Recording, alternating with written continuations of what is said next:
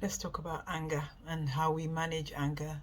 Um, First of all, it's important to make it clear that anger is a normal human emotion that we are all entitled to feel at different points in our lives depending on what's happening. Anger is useful in pointing us to what we feel is unjust or something unfair. But of course, we can have anger that is irrational, that is misplaced. And obviously, if we are faced with a challenge that we're constantly losing our temper very, very easily, like we go from 0 to 100 very quickly or very often, or when we are angry, we find it very difficult to control what we say, what we do, then it means that we have not learned how to manage anger properly. We're not channeling our anger correctly. Um, and, for many of us, this is something that we're never taught. Nobody teaches you about regulating emotions. I think it's something that, unfortunately, for many, many adults, we're missing this skill of understanding how to regulate our emotions. And when you don't regulate your emotions, what happens is they then control you. So learning how to regulate your emotion is probably one of the first things that is needed when we have problems, not just with anger, with lots of other emotions. But in particular, when we talk about anger, anger can come from a variety of places. It can come from childhood experience, it can come from trauma, it can come from, stress, it can come from financial difficulty. There's so many possibilities of where we may be having that problem, where the root of the problem is. Could be in the past, could be in what's happening to us currently. But what is important is that we recognize that we have an issue, that we have a problem with anger. And for many people, they can actually carry this issue for many, many years without understanding that there's actually something wrong with the way they behave. I think it's important for us to be able to give ourselves distance when situations happen. So almost to see ourselves as a fly on the wall looking in at something. And in that sense, we can detach ourselves slightly. And that's what we need when we get angry, is that detachment. Because what tends to happen is we react immediately to how we're feeling. And we don't have time to think. We don't take the time to pause. um, we allow ourselves to get carried away with the emotion of anger. And of course, if you allow anger to do what it wants, it can be very destructive. And this is why it's so important that we learn how not to give in to anger. So what do we do? How do we manage this? Well, the first thing is awareness. We need to be aware that we have a problem, because if you don't accept and are aware of your problem, you cannot fix it. So that's the first thing. I have an issue with anger. Admitting that to yourself is the first step in doing the work. Once you have admitted to yourself that you have an anger problem, it may be useful for you to look at, where is this coming from? Why do I get angry so easily? What situations make me angry? Because this will help you to understand, first of all, the reason you feel angry, and maybe you might be able to actually do something about it, possibly, maybe not always. And then the other thing is, when you understand why you're getting angry and where it's coming from, you also be able to pinpoint your triggers. And when we know what our triggers are, we can do one of two things. One, if it's possible, we can avoid it. So say it's a person. Say there's someone that when you see them and they speak, there's just something about the way they talk to you that makes you angry. Then you can avoid that person if it's possible. If avoidance is not possible, then the other option is that we are prepared.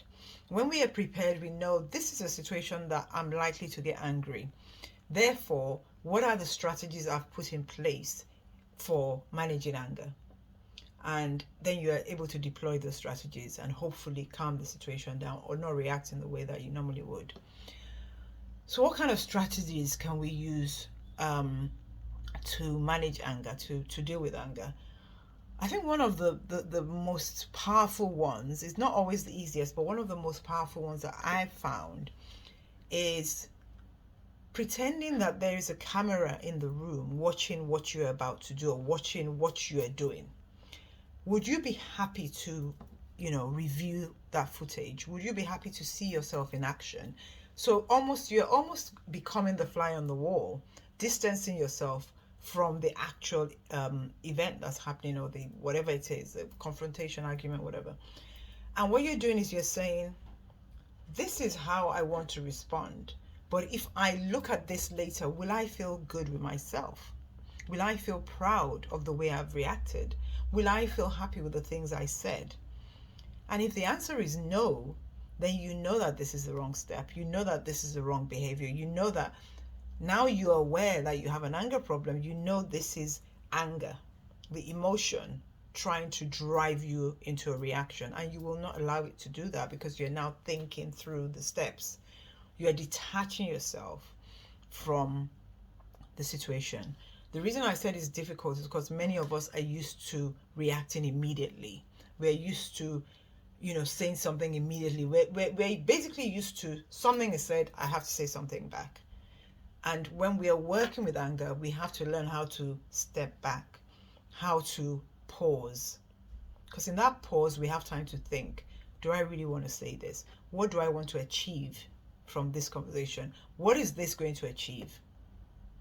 What is this anger going to achieve?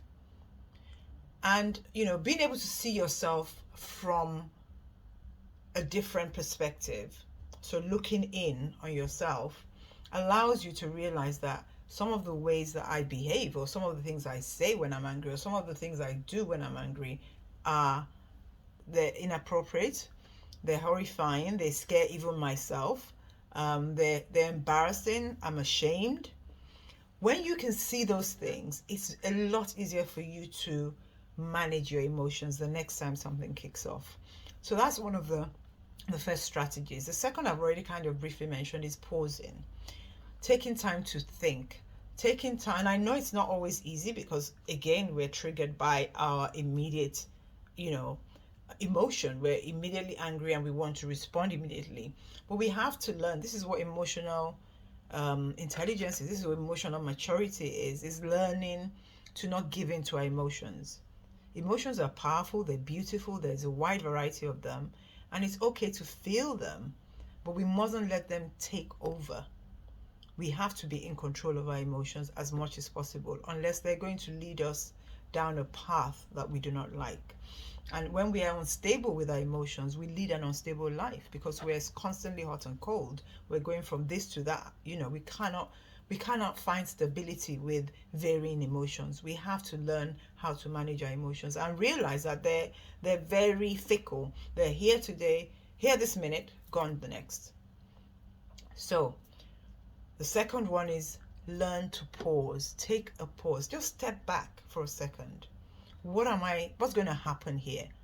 If I give in to my desire to shout back, is this going to achieve anything? Is this going to make me feel better? Is this going to make the situation better? So it's really questioning yourself and not allowing yourself to just go off because you feel like going off.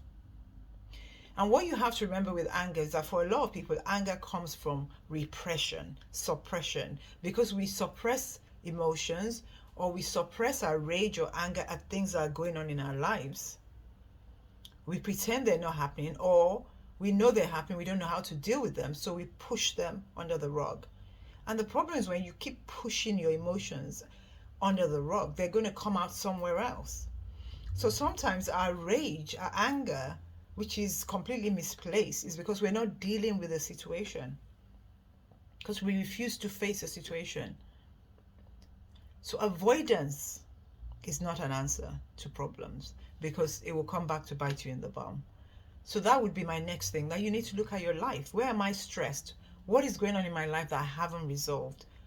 What can I change about something I do not like in my life? Because if you don't do that, the anger will continue to build up underneath, and at some point it's going to come out. And the last piece of advice that I would give is that you shouldn't be hard on yourself, too hard on yourself. You should remember that, if you've always behaved in a certain way, It's going to take time to change your behavior. So things like thinking before you speak, pausing, fly on the wall, camera, all of these things, it takes practice. You're going to have to do it many, many times. And sometimes you're going to fail because sometimes the situation will be so overwhelming, you're going to default and react the way you normally would. So the key is to be kind to yourself, but know that I am not happy with this behavior and I want to do better. And put some strategies in place for when you get angry. When I get angry, what's my default? My default normally is to shout and scream. I need to put some new strategies in place. And finally, remember that holding grudges, being a people pleaser, not having boundaries, stress I've mentioned, all of these things can cause anger and rage to build up. Resenting someone because they're doing something to you and not, facing up to discussing it and saying, this is how this is making me feel. Or I'm going to cut this person out of my life because I am resentful of what they're doing, can't deal with it, whatever. If you don't do those things, all your resentment, your anger, your grudges, holding on to grudges, these are all things that allow anger to build up. So, those things need to be dealt with. So you need to look at the big stuff and you also need to look at the little things as well. But remember, be kind to yourself. Practice makes perfect. Start small. Start with one thing. Maybe it's think before I speak. Maybe it's take a pause. Maybe it's count to 10. Maybe it's imagine the camera, the video camera. If we all think about it, if we knew that we had someone filming us all the time, our behavior would be very different.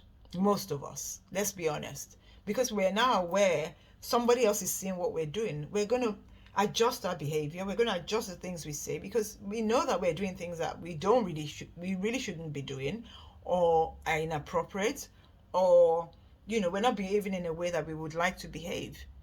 So that camera is really reminding you that what if someone was watching you? Would they be happy about the way you're behaving? What if you were watching yourself? Would you be happy? Seeing yourself through someone else's eyes when you're angry is a very, very good tool, because what you see sometimes is what you didn't even realize that this is what you were coming across as. So I hope all of these help. I hope you can find something to take from this to help you manage your anger. If you have any questions, let me know. Take care. Bye.